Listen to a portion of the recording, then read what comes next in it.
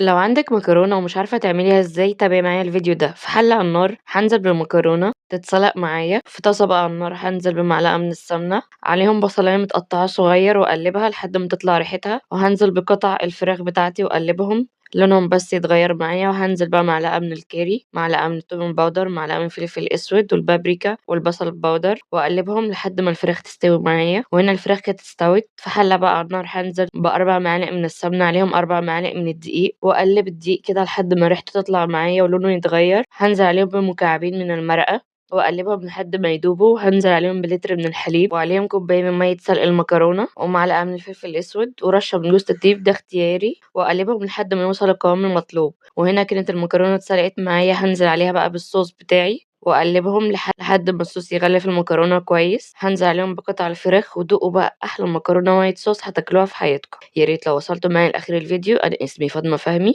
ما تنسونيش في اللايك وفي الشير وفي سبسكرايب لو عجبتكم الوصفة.